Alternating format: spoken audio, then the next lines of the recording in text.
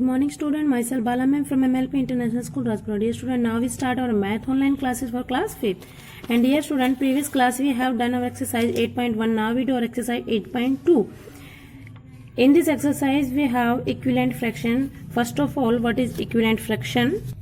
Equivalent fraction are the fraction that represent the same value. Equivalent fraction क्या होती है कि वो सेम वैल्यू को रिप्रेजेंट करती है. फॉर एग्जांपल हमारे पास एक सर्कल दिया है, उसकी 2 पार्ट्स दिए हैं, तो इसकी फ्रैक्शन हो गई साइडेड पार्ट की 1/2. एज इट इज एक सर्कल दिया, उसके 4 पार्ट्स किए हैं और 2 में कलर किया है, 2 ओपन है, तो टोटल पार्ट इसमें 4 है. और हमें शेडेड पार्ट की फ्रैक्शन फाइंड आउट करना है तो 2/4. तो बेटा देखो 2/4 को अगर हम कट करते हैं तो हमारी वैल्यू सेम आती है 1/2. तो इस तरह से इक्विवेलेंट फ्रैक्शन है. अब हमारे पास एक और सर्कल है, उसमें टोटल 6 पार्ट है और 3 में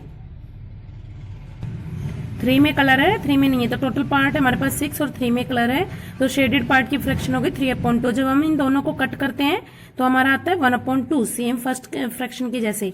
एज इट इज हमारे पास एक सर्कल है, इसमें टोटल 8 पार्ट है और 4 में कलर है, तो 4/8 फ्रैक्शन हो गई. अगर अब इन दोनों को हम कट करते हैं तो 1/2 आता है. तो इसका मतलब है 1/2, 2/4, 3/6 एंड 4/8 क्या है? इक्विवेलेंट फ्रैक्शन है. कि जब हम इनको आपस में कट कर रहे हैं, टेबल से कट हो रहे हैं, तो ये एज इट इज 1/2 आ रहा है. Okay student, as it is our question number first is write 4 fraction equivalent to each of the following. हमारे पास फ्रैक्शन दी है 2/5. हमें इसके 4 फ्रैक्शन लिखने इक्विवेलेंट, इसके समान, इसके जैसे ही 4 फ्रैक्शन बनाने हैं. तो हमें बेटा इसको कैसे सोल्व करेंगे? So now we start. First is write 4 equivalent to each of the following. हमारे पास फ्रैक्शन दी है 2/5. तो बेटा हमें 4 इक्विवेलेंट लिखना है, तो हमें मतलब 1 से मल्टीप्लीकेशन करते उसको काउंट नहीं करेंगे, हम 4 से आगे 1 से आगे 4 करेंगे. तो हम इसी डिजिट को, जो हमारा आंसर होगा, जो डिजिट हमारे पास फ्रैक्शन दी है, उसको हम एक बार 2 से मल्टीप्लाई करेंगे. 2 2 जा 4, 2 5 जा 10. और जब हम इन दोनों को कट करेंगे तो हमारी फ्रैक्शन 2/5 ही आएगी. फिर हमारे पास है 2/5. अब हम इसको 3 से मल्टीप्लीकेशन करेंगे. 3 2 जा 6, 3 5 जा 15. अगर हम इनको कट करते हैं तो भी हमारा आंसर क्या आएगा? 2/5. तो हमारे पास 1 2 हो गए. अब हमें और फाइंड आउट करना है, तो 2/5 मल्टीप्लाई बाय 4/4. अब हमने मल्टीप्लाई किया 8/20. जब हम इनको भी कट करेंगे तो हमारा आंसर क्या आएगा? 2/5. As it is 2/5 multiply by 5/5. तो हमारा आंसर होगा 2 5 जा 10 और 5 5 जा 25. इसको भी हम कट करेंगे तो हमारा आंसर क्या आएगा? 2/5. तो इसी तरह 2/5 की 4 इक्विवेलेंट फ्रैक्शन क्या हो गई? 4/10, 6/15, 8/20 एंड 10/25. नाउ और क्वेश्चन नंबर डी इज 10/12. तो हम इसको फर्स्ट ऑफ ऑल करेंगे 10/12 को करेंगे 2 से. 2 1 जा 2. बेटा हम 1 से भी करेंगे. 10/12 को अगर हम 1 से करते हैं तो हमारा 10/12 ही आता है. तो हम 2 से स्टार्ट करते हैं. अगर आप चाहे तो इनको कट भी कर सकते हैं, या एज इट इज भी आप निकाल सकते हैं. 20/24. फिर हमारा 10/12 को हमने करना है 3 से. न्यूमिनेटर और डिनोमिनेटर दोनों को 3 से करना है. 30 एंड 12 3 जा 36. अब हमें करना है 10/12 मल्टीप्लाई बाय 4 से करना है 40 एंड 48. फिर है 10/12 मल्टीप्लाई बाय 5 से करना है हमें 50 एंड 60. अब अगर हम इसको देखो बेटा 10/12 हमारे पास फ्रैक्शन थी, अगर हम इन दोनों को कट करते हैं तो हमारा आंसर 10/12 आएगा. इनको कट करते हैं 10/12 आएगा. अगर इनको भी कट करते हैं और इसको कट करते हैं तो हमारा 10/12 आएगा. तो बेटा देखिए, अगर हमारे पास 4 इक्विवेलेंट फ्रैक्शन पूछा है तो हम 5 तक मल्टीप्लाई करेंगे. 6 पूछा है तो एक नंबर बढ़ा के करते हैं, क्योंकि हम 1 को उसमें इंक्लूड नहीं करते, क्योंकि उससे सेम फ्रैक्शन आती है. ठीक है बेटा, I think you understand very well. और question number 1 now we do और क्वेश्चन नंबर 2.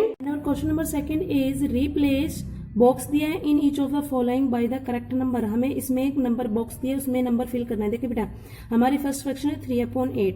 तो बेटा देखिए 8 को हम किससे मल्टीप्लाई करेंगे? जब हमारा 24 आएगा तो 8 3 जा, तो इसका मतलब इसके डिनोमिनेटर को 3 से मल्टीप्लाई किया है, तो हम इसके न्यूमिनेटर को भी 3 से मल्टीप्लाई करके देखेंगे तो क्या आएगा हमारा आंसर?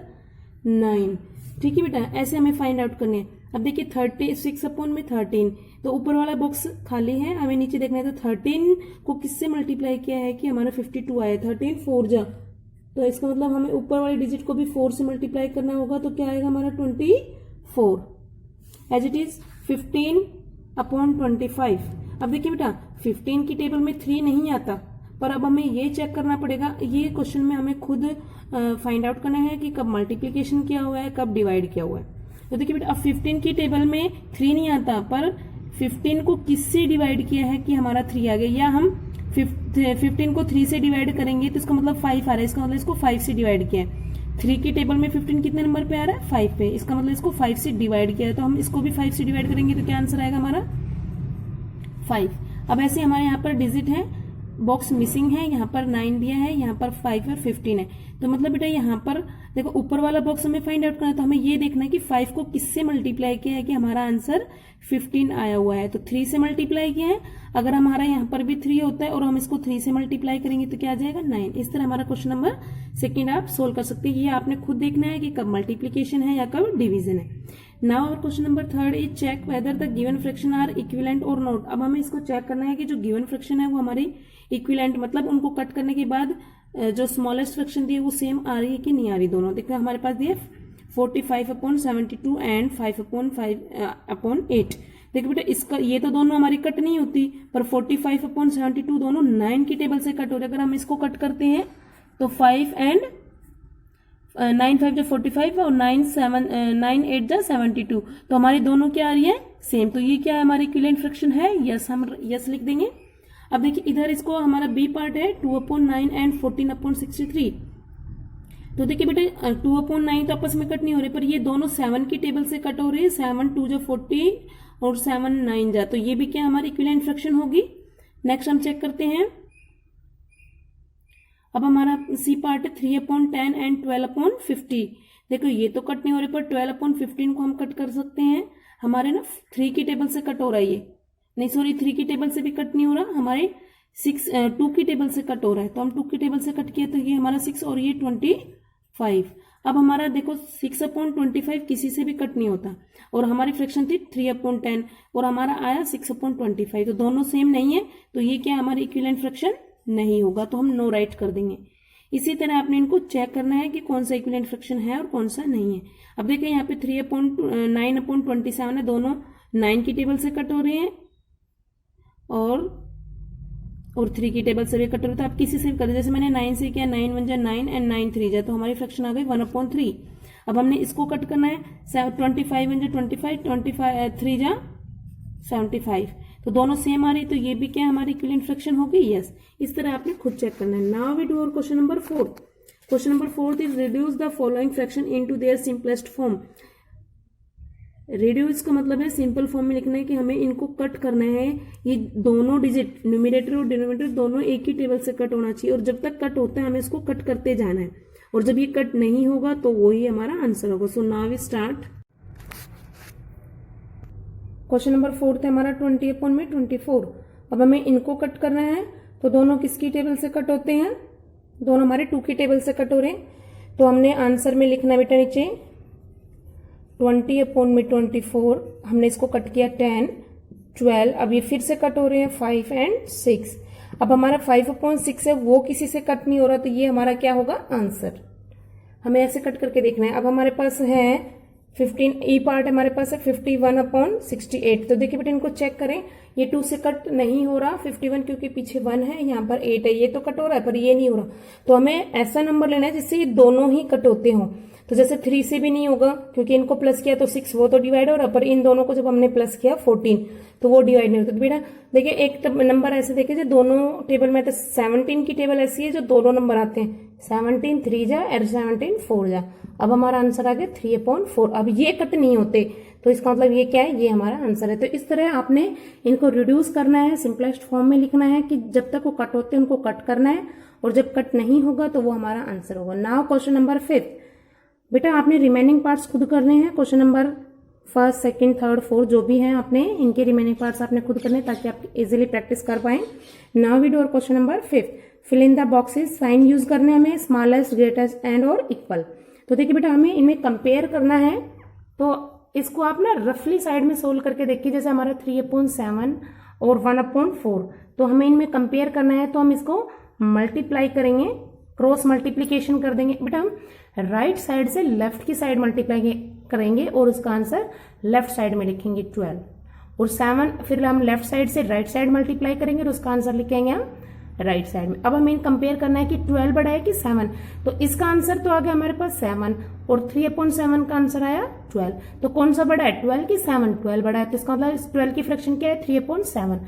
तो हम साइन लगा देंगे कि ये हमारी फ्रैक्शन जो है बड़ी है। आपने इसको आप रफली में शो करके देख सकते हैं, पेयर नोटबुक में शो करने की जरूरत नहीं है, आप साइन यूज कर सकते हैं या साइड में कहीं पर भी आप बॉक्स बना के इसको सोल्यूशन कर सकते हैं। ठीक है बेटा, तो आप इसका पहले क्रॉस मल्टीप्लीकेशन करेंगे और लेफ्ट हैंड से मल्टीप्लाई करके आंसर लेफ्ट हैंड में नहीं लिखेंगे, आपने राइट हैंड से जिसमें आप पेन पकड़ते हैं उससे स्टार्ट करना है और लेफ्ट की साइड जाना और मल्टीप्लाई करके इसको लेफ्ट में ही लिखना है नीचे। फिर हम लेफ्ट से राइट की साइड मल्टीप्लाई करेंगे और फिर उसको राइट में लिखेंगे और फिर हम कंपेयर करेंगे। Okay student, now our G part is, ये देखिए बेटा हमारे पास मिक्स फ्रैक्शन दी हुई है 5 and 1/2 एंड 5 and 1/3। तो सबसे पहले हम इसको चेंज करेंगे, 2 5 जा 10, 10 में 1 प्लस क्या 11 अपॉन में 2, हमें बॉक्स में साइन लगाना है। 5 3 जा 15, 15 and 1 16, 16 अपॉन 3। अब हमारा ये क्वेश्चन है, क्वेश्चन नंबर ए के जैसा बन गया। अब हमें इसकी क्रॉस मल्टीप्लाई करके देखनी है, 11 3 जा 33, 2 की टेबल 16 तक नहीं होती तो हम 16 की टेबल 2 तक पढ़ देंगे, 16 2 जा 32। तो कौन सा नंबर बड़ा है बेटा, ये बड़ा है, तो हम इसकी साइड साइन लगा देंगे। देखो इसका फ्रैक्शन ये है और इसकी फ्रैक्शन ये थी, तो हम इसमें साइन लगा देंगे। ये जो मैंने बॉक्स में किया ये आपको रफ में करके देखना है या साइड में कहीं पर भी आप शो कर सकते हैं। तो इस तरह से आप कंपेयर कर सकते हैं कि कौन सा नंबर हमारा बड़ा है और कौन सा नंबर हमारा छोटा है। ठीक है बेटा, okay now we do our question number 6। Question number 6 में करना है which is the greater fraction in each of the following pair. हमें फ्रैक्शन में कंपेयर करना है बेटा, जैसे कंपेयर हमने 5th क्वेश्चन में किया था तो हमें ग्रेटर देन और स्मॉलर देन का पता चल रहा है। तो क्वेश्चन नंबर 6 और 7 आपने खुद करना है, मैं एक क्वेश्चन आपको सोल्व करके दिखा रही हूँ। देखो हमें इसका क्रॉस मल्टीप्लीकेशन करना है, तो इसमें आप जो हमने रफ में करने के लिए बोला था उसको आप साइड में सोल्व करके दिखा सकते हैं।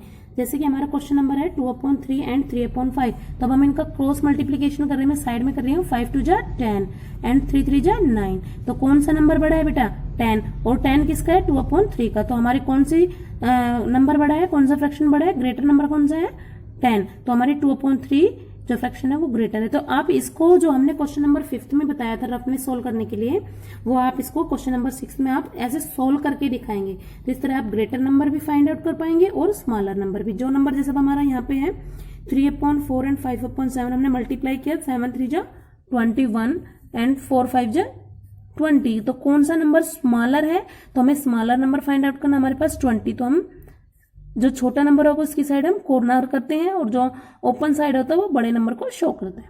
ओके स्टूडेंट, तो आपने इसमें सॉल्यूशन करके दिखाना है। मिक्स फ्रैक्शन है नहीं इसमें, अगर मिक्स फ्रैक्शन के भी आते हैं तो आपने इसको पहले चेंज करना है मिक्स फ्रैक्शन को और फिर उसमें कंपेयर करना है। Now we do question number 8। 6th और 7th बेटा आपने खुद करना है, जैसे क्वेश्चन नंबर 5th में हमने सॉल्यूशन बताया था वही मेथड इसमें अप्लाई करना है आपने। Find the equivalent fraction of 7/11 having. तो बेटा इसमें हमारे पास एक फ्रैक्शन दी है 7/11 और हमारे पास पार्ट ए में डिनोमिनेटर न्यूमरेटर दिए हुए हैं। तो आपने इसमें से फ्रैक्शन बनानी। देखो फर्स्ट क्वेश्चन हमारे पास है डिनोमिनेटर 33, तो इसका मतलब हमारे पास फ्रैक्शन का 33 तो दिया है।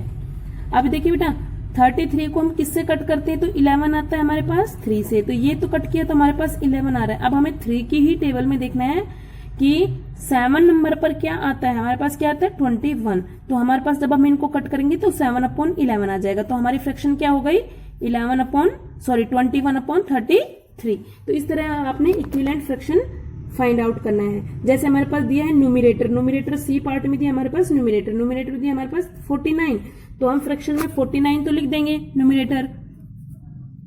अब हमें इसके डिनोमिनेटर में नंबर राइट करना है, तो ये किससे डिवाइड करोगे 49, तो हमारा आंसर 7 आता है 7 से। तो बेटा 7 को देखो से कौन सा नंबर आप डिवाइड करोगे जब आपका 11 आ जाएगा। तो अगर हम इसमें नीचे 77 लिखें तो अब इन दोनों को हम कट कर रहे हैं, तो हमारा 7/11 आ रहा है, दोनों 7 से कट हो रहे हैं। As it is B part है हमारा, न्यूमरेटर दिया हमारे पास 35। अब 35 तो न्यूमरेटर, डिनोमिनेटर में देखो हम इसको 5 से डिवाइड करते हैं तो 7 तो आ गया। अब हमें नीचे 11 लाने के लिए क्या लिखना पड़ेगा हमें 55। डिनोमिनेटर दिया हमारे पास 44 और हमें ये हमारा 4 से डिवाइड हो रहा है, तो 4 की टेबल में 7 नंबर पे क्या आएगा 28। इस तरह हमें ये क्वेश्चन सोल्व करने हैं। Now our question number 9 is find the equivalent fraction of 5 upon 54. बेटा जैसे हमने क्वेश्चन नंबर 8 किए सेम आपने क्वेश्चन नंबर 9 करना है। इसमें आपने फ्रैक्शन खुद बनानी है कि हमें इनको कट करें तो 5 अपॉन 54 आएगा। एक क्वेश्चन मैं आपको करके दिखा रही हूँ, 8 के मैंने सारे सॉल्यूशन किए हैं, तो आपने 9 खुद सोल्व करना है। So now we start. हमारा क्वेश्चन है 5, तो हमें न्यूमरेटर दिया हमारे पास 40, तो हम न्यूमरेटर में तो लिख देंगे 40।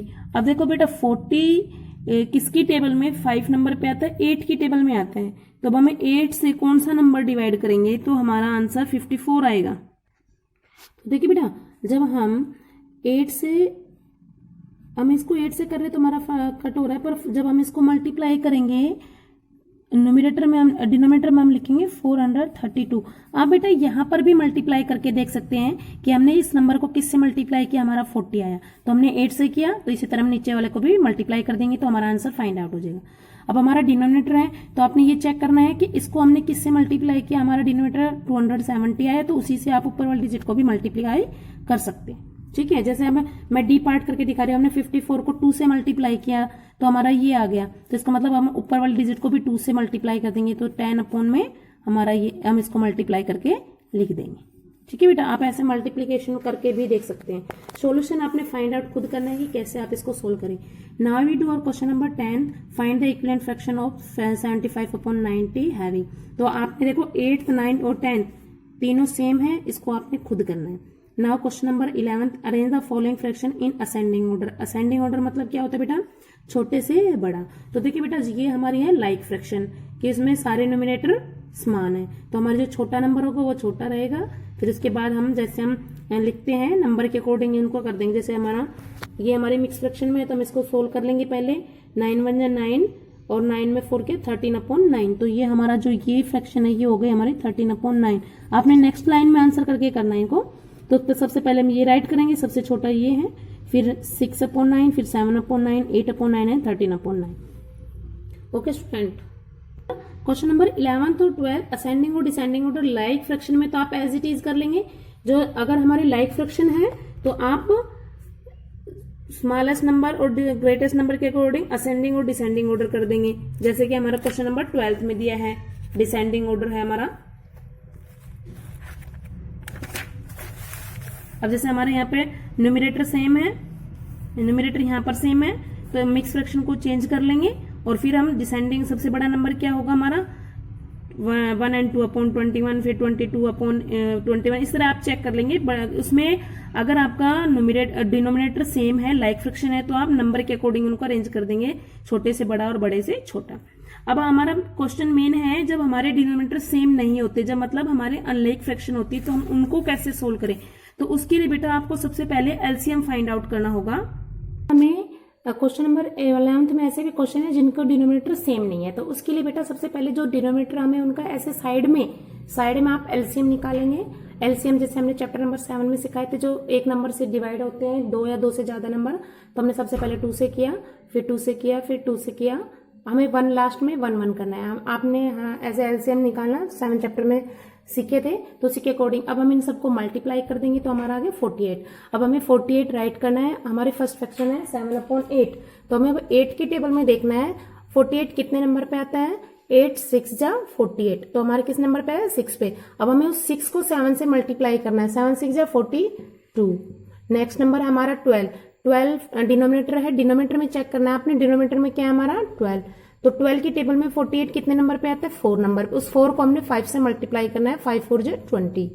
फिर है 16 की टेबल में 48 कितने नंबर पे आता है 16 3 जा 48, 3 नंबर पे आता है। अब उस 3 को हमें 15 से मल्टीप्लाई करना है, 15 3 जा 45। नेक्स्ट नंबर है हमारे पास है 17 अपॉन में 24। अब 24 की टेबल में 48 कितने नंबर पे आता है 2 नंबर पे। उस 2 को हमें 17 से मल्टीप्लाई करना है, 17 2 जा 34। नेक्स्ट हमारे पास है 3 अपॉन 4। 4 की टेबल में 48 नहीं आता, पर हम इसको डिवाइड करके देख सकते हैं 48 को 4 से। जब हमने 48 को 4 से डिवाइड किया तो हमारे पास आ गया 12। क्या आ गया हमारे पास 12। आप ऐसे डिवाइड करके भी देख सकते हैं 12। उस 12 को हमने 3 से मल्टीप्लाई करना है, 12 3 जा 36। तो बेटा अब देखें अब हमारे पास इजीली हम इन नंबरों में देख सकते हैं कौन सा नंबर छोटा है और कौन सा नंबर बड़ा है। तो देखिए बेटा, फर्स्ट फ्रैक्शन का आंसर है 42, 5/12 का 20, 15/16 का 45, 17/24 का 34 एंड 3/4 का 36। अब हमें इनको असेंडिंग ऑर्डर में लिखना है। असेंडिंग मतलब सबसे पहले सबसे छोटा। तो इनमें सबसे पहले सबसे छोटा कौन सा? 20, और 20 की फ्रैक्शन है 5/12, तो हम 5/12 को पहले लिखेंगे। फिर है हमारे पास दूसरे नंबर पे छोटा नंबर है 34। अब 34 किसके फ्रैक्शन है? 17/24, तो हम दूसरे नंबर पर लिखेंगे 17/24। फिर है हमारे पास 36 है 3/4 का। नेक्स्ट हमारे पास है 42 है 7/8 का।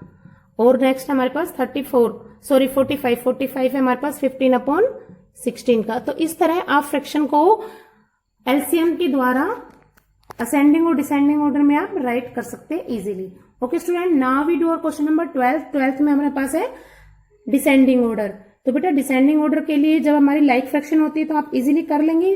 क्वेश्चन तब बनता है जब हमारे डिनोमिनेटर डिफरेंट होते हैं, मतलब हमारी फ्रैक्शन अनलाइक होती है। तो हम साइड में एलसीएम लेंगे। तो हमने साइड में एलसीएम निकाला और उसका एलसीएम आ गया 112। अब हमें चेक करना है कि 8 की टेबल में 112 कितने नंबर पे आता है। तो नहीं आता है, तो हम 112 को 8 से डिवाइड करके देखेंगे।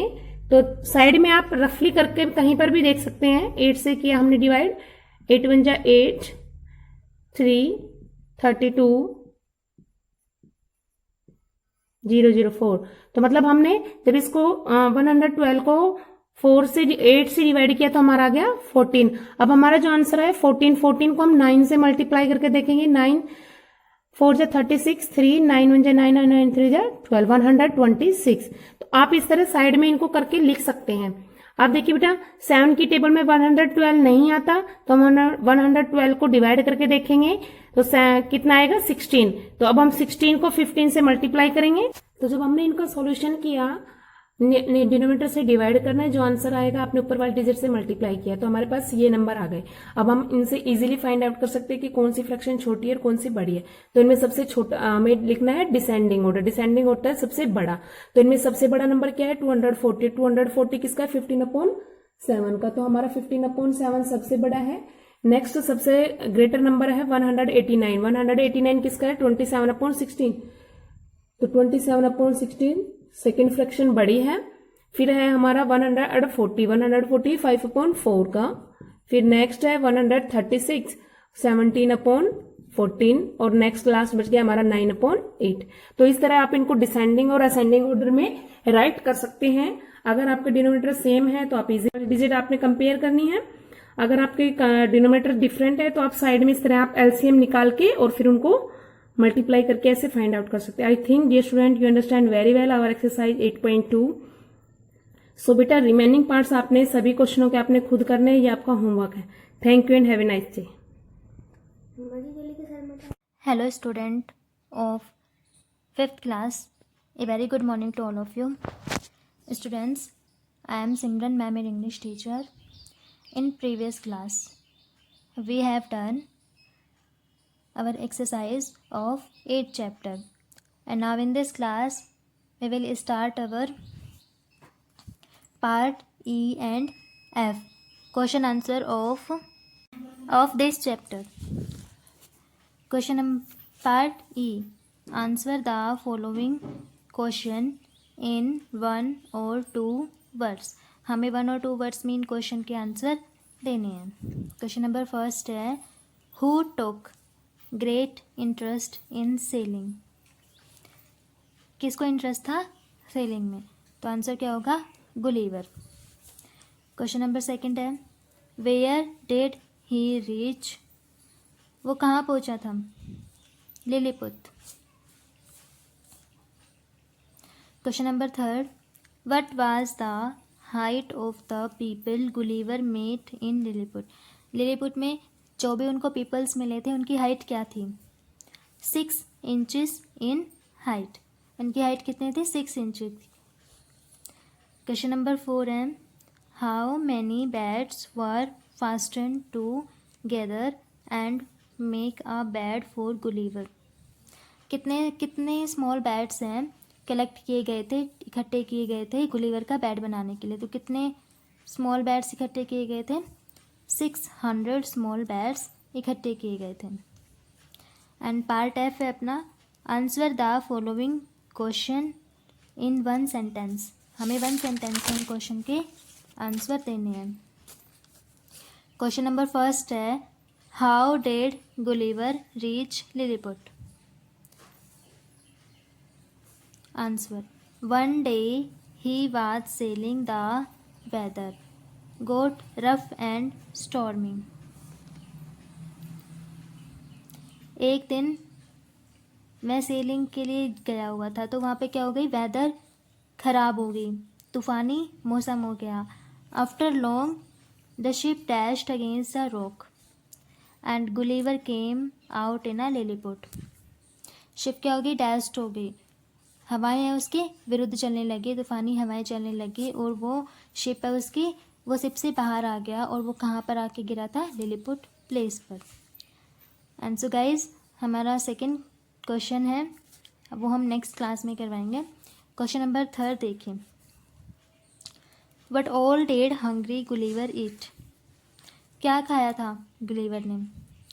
Answer, many loaves of bread and drums of water in a matter of seconds. Second के हिसाब से वो उनको खा गया था।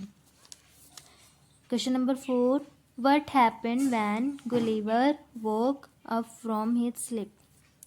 क्या हुआ जब गुलिवर अपनी नींद से उठ गया था? Answer, Gulliver could break some of the strings. Gulliver ने वो जो स्ट्रिंग्स थी उनको तोड़ दिया। ही वॉज टाइड विद, जिनके साथ वो बंधा हुआ था। And now his hands were free, और अब उसके हैंड्स क्या हो गए, फ्री हो गए, जो कि उन छोटे छोटे पीपल्स ने बांध रखे थे। पार्ट एफ है हमारा, answer the following question. Question number first, how did the Lilliputians take Gulliver to the city?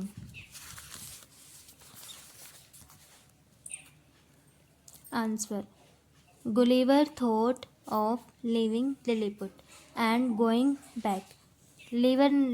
Gulliver ने सोचा कि अब उसे लिलीपुट को छोड़ना चाहिए और वापस जाना चाहिए to his home in England, अपने होम जो कि कहाँ था, इंग्लैंड में। And luckily he managed to reach England in a big ship, और सौभाग्य से क्या हुआ, उसने एक बड़ी शिप मैनेज कर ली इंग्लैंड जाने के लिए। एंड क्वेश्चन नंबर सेकंड है, how did Gulliver save the Lilliput from their enemy? कैसे गुलिवर ने सेव किया था उनको? Answer, Gulliver made 50 iron hooks and fasten them to as many strings. Then he swam to across to the enemy's island. उसने 50 iron hoods बनवाए थे और strings manage की थी काफ़ी सारी, और एनिमी के अक्रॉस आइसलैंड पर डाल दी थी। He fasten the hooks to the ship and both back some of them to the Lilliput, और ऐसे उसने क्या किया, उन लिलीपुट के आइसलैंड को क्या किया, सेव किया, वहाँ के पीपल को सेव किया। क्वेश्चन नंबर थर्ड है, how did Gulliver prove to people that he was been to Lilliput? उसने कैसे प्रूव किया कि वो सही है? Answer, Gulliver caught up 6 of them and put 5 into his big pocket. अपने कोट की जो पॉकेट है, इन हिज कोट पॉकेट, उसमें डाल दिए। He pretended as if he was going to 6th one. Gulliver freed him, so he prove to people he has been to Lilliput. And so students, I hope you will understand this question answer of 8th chapter. And now this question answer write in your notebook and learn also. Thank you and have a nice day. Good morning students, मैं Mukesh madam, आपकी हिंदी अध्यापिका MLP international school Rajpura से। बच्चों, आज मैं करा रही हूँ कक्षा 5वीं में निबंध, और हमारे निबंध का विषय है ताजमहल। भारत में शिल्प सौंदर्य का भंडार है, ताजमहल भी उनमें से एक है। इसकी अद्भुत सुंदरता ने ही 7 जुलाई 2007 को विश्व के महानतम आश्चर्यों में इसे प्रथम स्थान दिलाया है। यहाँ प्रतिवर्ष लाखों पर्यटक इसकी अद्भुत सुंदरता देखने आते हैं और प्रसन्न होते हैं। ताजमहल का निर्माण मुग़ल बादशाह शाहजहां ने अपनी बेगम मुमताज़ की याद में कराया था। ताजमहल का निर्माण कार्य सन 1632 में आरंभ हुआ था। लगभग 20,000 कारीगरों ने 20 वर्ष तक परिश्रम करके तैयार किया था। इसके लिए सफ़ेद संगमरमर राजस्थान की खानों से मंगवाया गया था। इसे यमुना नदी के किनारे बनाया गया। ताजमहल के गुंबद और मीनारे दूर से ही दिखाई देने लग जाते हैं। ताजमहल एक ऊंचे चबूतरे पर बना है। गुंबद के नीचे मुमताज़ और शाहजहां की कब्रें हैं। ताजमहल प्रेम व सौंदर्य का अनूठा नमूना है। चांदनी रात में इसकी सुंदरता को 4 चांद लग जाते हैं। शरद पूर्णिमा को इसे देखने भीड़ उमड़ पड़ती है। ताजमहल इतिहास की एक अमूल्य धरोहर है। एक बार फिर से देखेंगे, भारत में शिल्प सौंदर्य का भंडार है। ताजमहल भी उनमें से एक है। इसकी अद्भुत सुंदरता ने ही 7 जुलाई 2007 को विश्व के महानतम आश्चर्यों में इसे प्रथम स्थान दिलाया है। यहाँ प्रतिवर्ष लाखों पर्यटक इसकी अद्भुत सुंदरता देखने आते हैं और प्रसन्न होते हैं। ताजमहल का निर्माण मुग़ल बादशाह शाहजहां ने अपनी बेगम मुमताज़ की याद में कराया था। ताजमहल का निर्माण कार्य सन 1632 में आरंभ हुआ था। लगभग 20,000 कारीगरों ने 20 वर्ष तक परिश्रम करके इसे तैयार किया था। इसके लिए सफ़ेद संगमरमर राजस्थान की खानों से मंगवाया गया था। इसे यमुना नदी के किनारे बनाया गया। ताजमहल के गुंबद और मीनारे दूर से ही दिखाई देने लग जाते हैं। ताजमहल एक ऊंचे चबूतरे पर बना है। गुंबद के नीचे मुमताज़ और शाहजहां की कब्रें हैं। ताजमहल प्रेम व सौंदर्य का अनूठा नमूना है।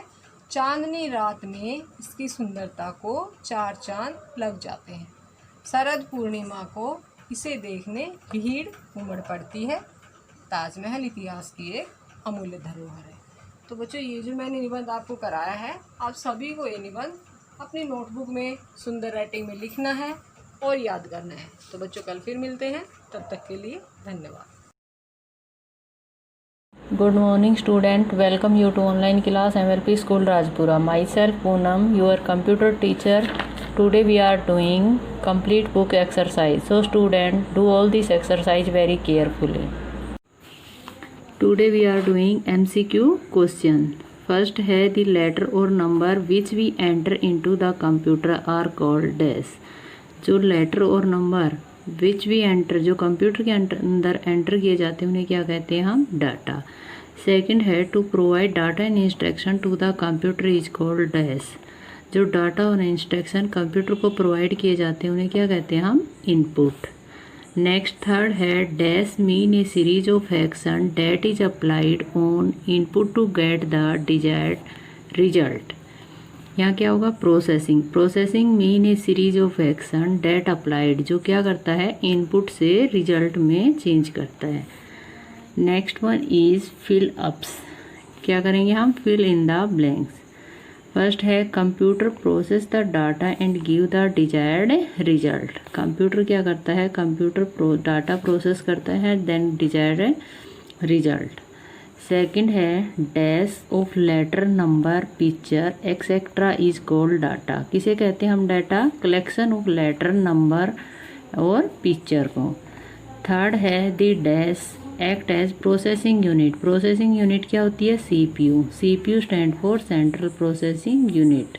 CPU is the brain of computer. Next one is the computer display the dash on the monitor. Monitor का काम क्या होता है? रिजल्ट डिस्प्ले करना। Monitor is output device.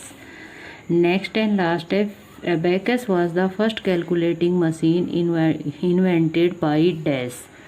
जो कैलकुलेटिंग मशीन है, इसका इन्वेंशन किसने किया? John Napier.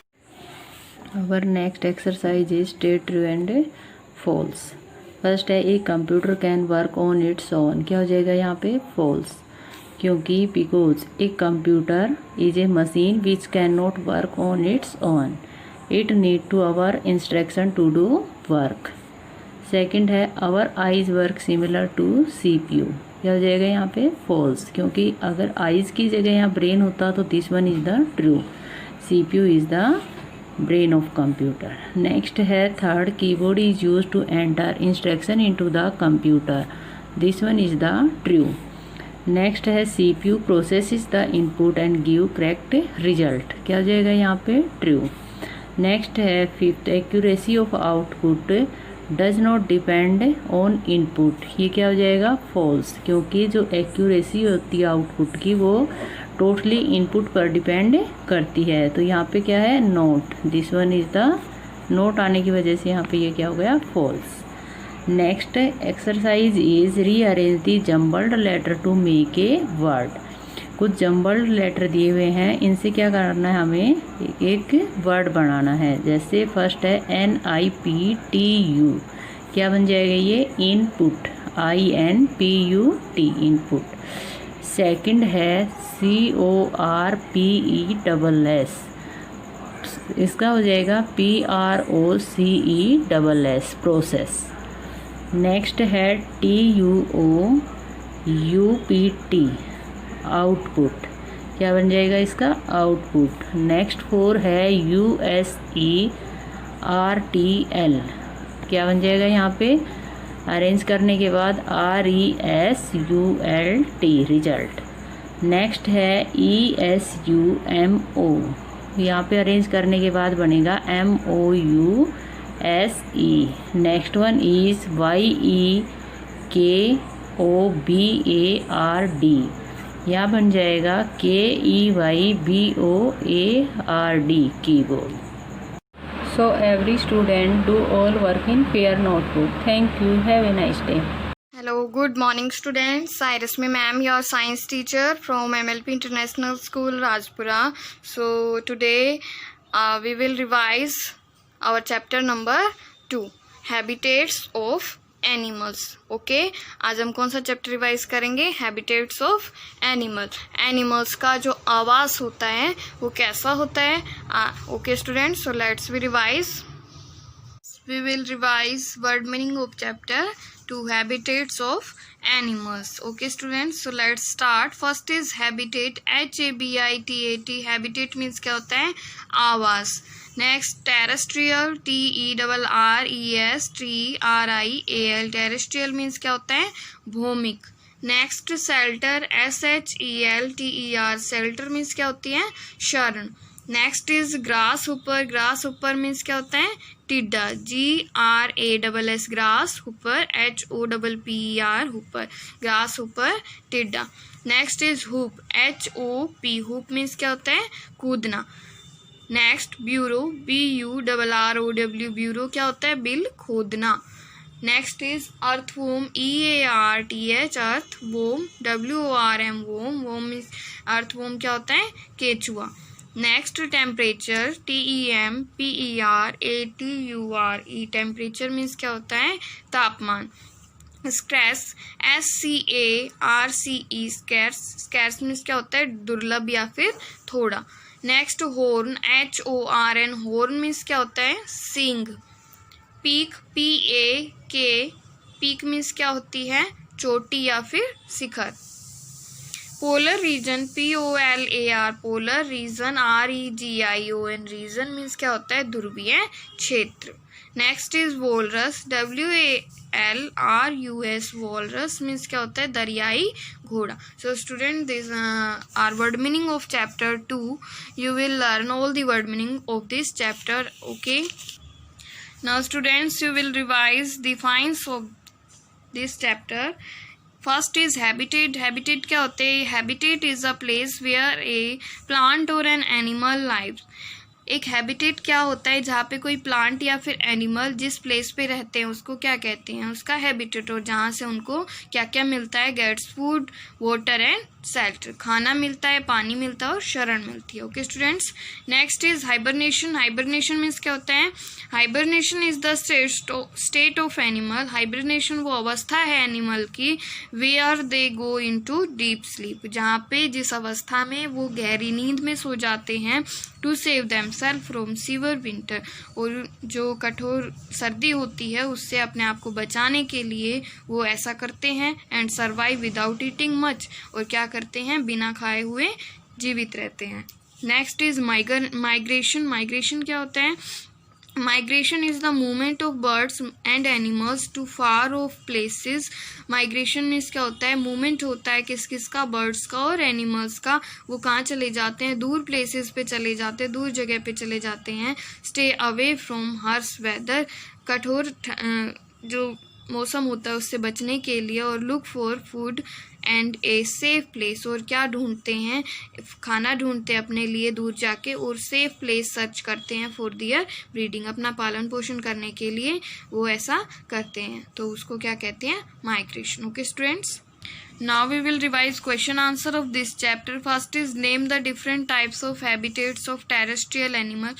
आपको different type के terrestrial animal का जो habitat होता है वो बताना है, कहाँ कहाँ पे वो रहते हैं। There are 4 types of habitat, यहाँ पे 4 तरह के आवास हैं of terrestrial animal. terrestrial animals के first is forest, जो terrestrial होते हैं वो forest में रहते हैं, desert में रहते हैं, mountains, polar regions। तो ये 4 क्या हैं? habitats हैं किसके? टेरेस्ट्रियल एनिमल्स के। Okay students, next is why do black bear live in the lower part of the mountains. जो ब्लैक बियर होते हैं वो माउंटेन के, पहाड़ों के लोअर पार्ट में क्यों रहते हैं?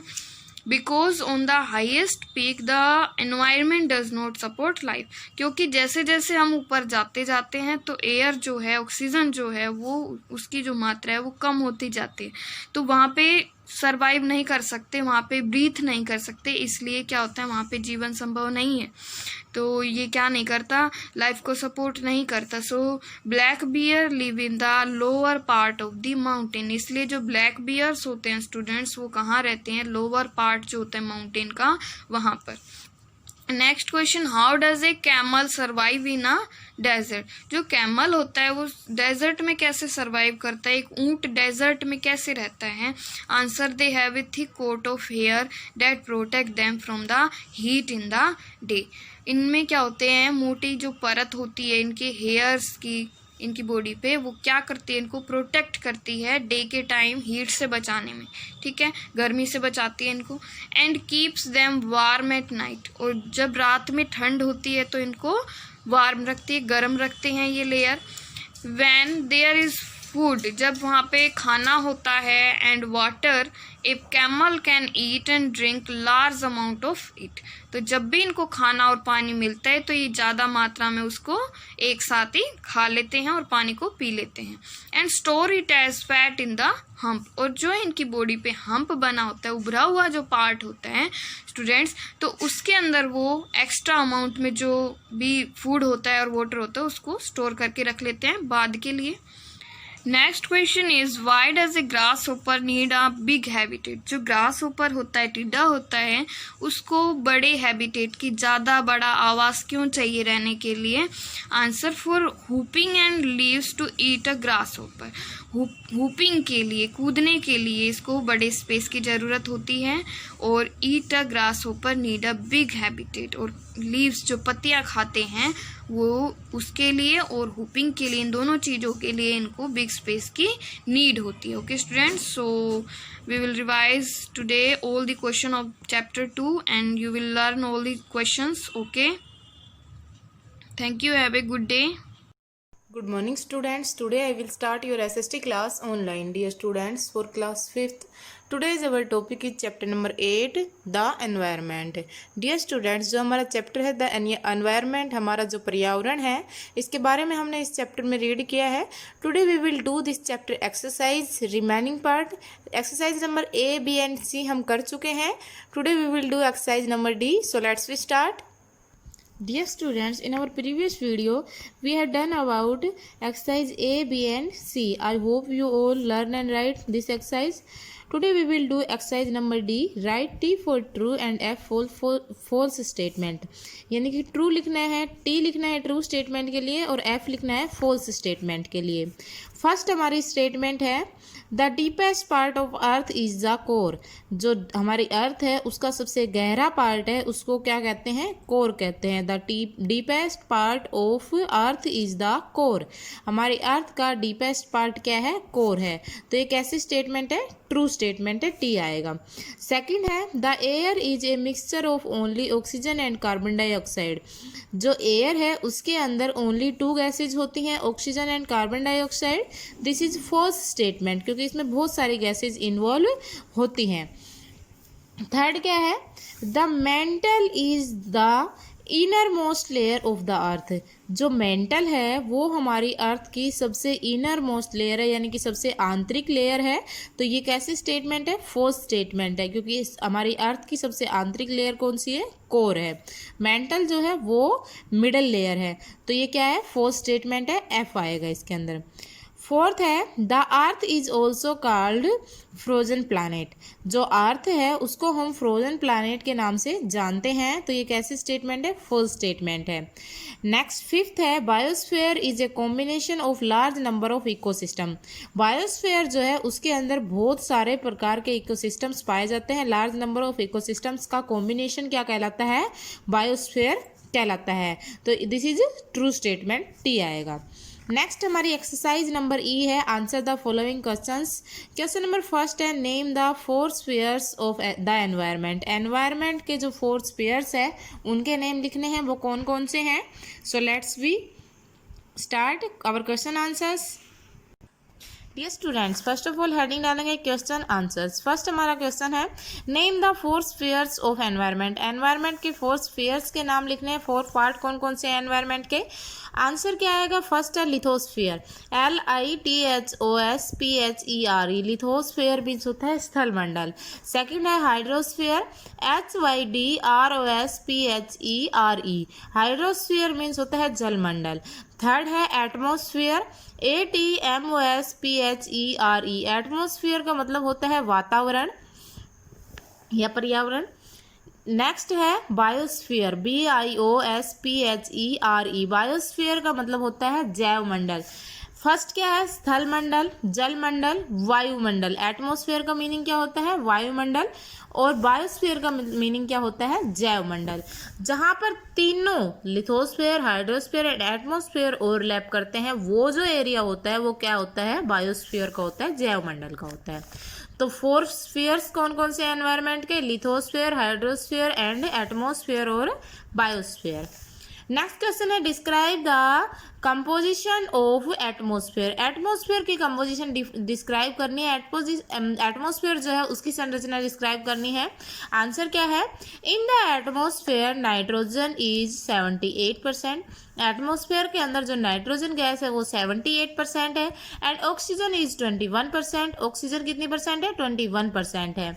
The other gases like carbon dioxide, hydrogen, argon, krypton and helium are traces in the atmosphere। जो और गैसेज हैं जैसे हमारी कार्बन डाइऑक्साइड है, हाइड्रोजन है, आर्गन है, क्रिप्टन है या फिर हीलियम जो गैसेज है ये सारी एटमॉस्फेयर के अंदर पाई जाती हैं। In the atmosphere nitrogen is 78%। Atmosphere में नाइट्रोजन 78% है। And oxygen is 21%। ऑक्सीजन कितने परसेंट है? 21% है। The other gases like carbon dioxide, hydrogen, argon, krypton and helium are traces in the atmosphere. जो और गैसेज हैं हमारी carbon dioxide, hydrogen, argon, krypton या हीलियम जो गैसेज हैं ये सारी एटमॉस्फेयर के अंदर पाई गई हैं, खोजी गई हैं। नेक्स्ट है question number 3, how is hydrosphere an important part of the earth. Hydrosphere जो है वो कैसे हमारे एटमॉस्फेयर का सबसे इम्पोर्टेंट पार्ट है? हमारी अर्थ का सबसे इम्पोर्टेंट पार्ट क्या है? क्यों है hydrosphere? How is hydrosphere an important part of the earth. Hydrosphere हमारे अर्थ का इम्पोर्टेंट पार्ट क्यों है, कैसे है? तो क्या आएगा इसके अंदर? हाइड्रोस्फीयर मीनिंग होता है जल मंडल। जो hydrosphere covers all water present on the earth surface, जो हाइड्रोस्फीयर है उसके अंदर हमारी अर्थ पर जितना भी वाटर पाया जाता है, हमारी अर्थ सरफेस पर जितना भी वाटर पाया जाता है वो सारा किसके अंदर काउंट होता है, किसके अंदर इन्वॉल्व होता है? हाइड्रोस्फीयर के अंदर। Water is essential for life, और वाटर जो है वो हमारी लाइफ के लिए ज़रूरी है, असेंशियल है, महत्वपूर्ण है। तो हाइड्रोस्फीयर क्यों हमारी अर्थ पर इंपॉर्टेंट है? Hydrosphere cover all water present on the earth surface, hydrosphere के अंदर सारा जितना भी वाटर हमारी अर्थ सरफेस पर प्रेजेंट है वो सारा आता है, इंक्लूड होता है। और water is essential for life, water जो है वो हमारी लाइफ के लिए ज़रूरी है, किसी भी जीव के जीवन के लिए वाटर क्या है? ज़रूरी है। So thank you students, I hope you understand in this questions and exercise number D. You also learn and right these questions and true false in your fair notebook. Should be neat and clean handwriting. Thank you.